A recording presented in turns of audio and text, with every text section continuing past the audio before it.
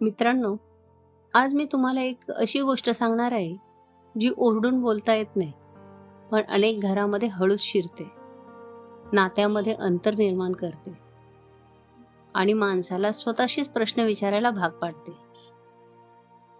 ही गोष्ट आहे अपेक्षांची, स्वप्नांची आणि त्या स्वप्नामधून तयार होणाऱ्या दरीची.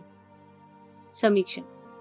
लग्नानंतर तिच्याही मनात स्वप्नांची एक सुंदर यादी होती.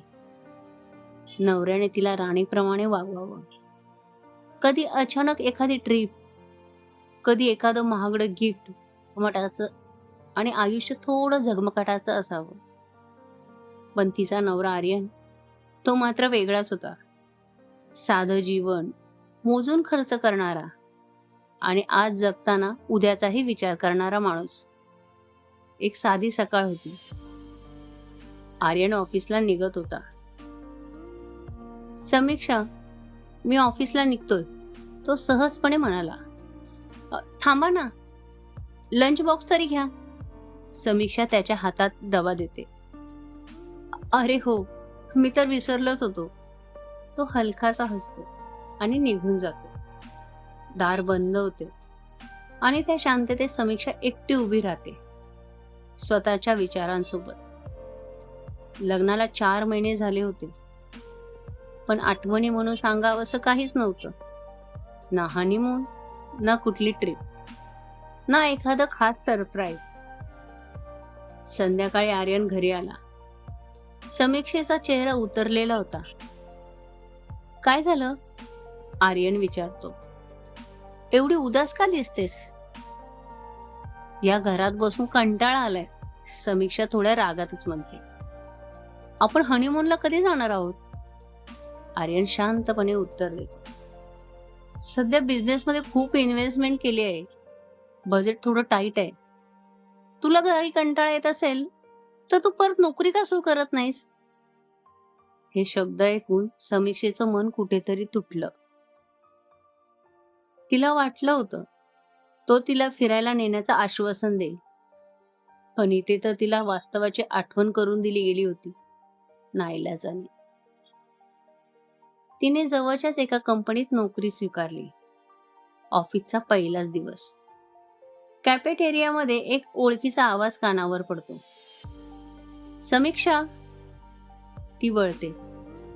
विराज, कॉलेजचा जुना मित्र, आता त्या कंपनीत सिनियर मॅनेजर. कॅन्टीनचं जेवण सोड, विराज हसत म्हणतो.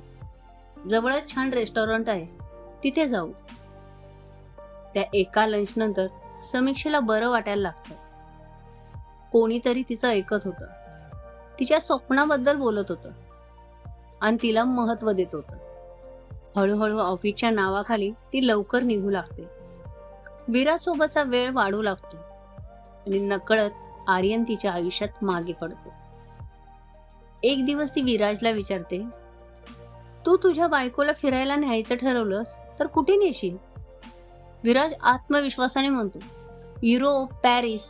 आयुष्य एकदाच मिळतं, ते उघड्या मनाने आणि मोकळे मनाने जगायला हवं.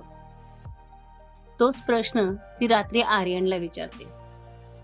आर्यन शांत स्वरात म्हणतो, विदेशात फक्त लोकांना दाखवण्यासाठी पैसा खर्च करण्यापेक्षा आपल्या देशातल्या एखाद्या शांत हिल स्टेशनला जाणं मला जास्त योग्य वाटतं.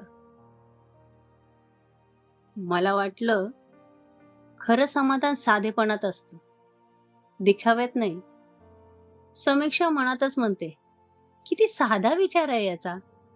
काश विराज मला आधी भेटला असता.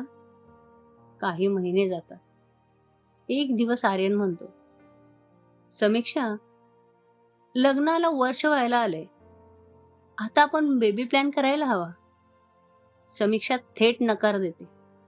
नाही, मला आत्ता जबाबदारी नकोय. माझं करिअर आत्ताच सुरू झालंय. दुसऱ्या दिवशी तीच गोष्ट ती विराजला सांगते. विराज म्हणतो, मुलं अजिबात नाही. मला माझ्या पार्टनरसोबत पूर्ण जग फिरायचंय. मुलं म्हणजे स्वातंत्र्य गमावणं. आणि इथेच समीक्षेच्या मनात संघर्ष सुरू होतो. आर्यन की विराज? सुरक्षित स्थिर आयुष्य की स्वप्नातला झगमगाट? आता प्रश्न एकच आहे, मित्रांनो, समीक्षा आर्यनला सोडेल का? विराज तिला खरंच हवं ते सुख देईल का? की विराजच्या आयुष्यात दडलेलं आहे एखादं धोकादायक गुपित? हे सगळं जाणून घ्यायचं असेल तर पाहायला विसरू नका पुढचा भाग. दुसरं लग्न, एक फसवणूक.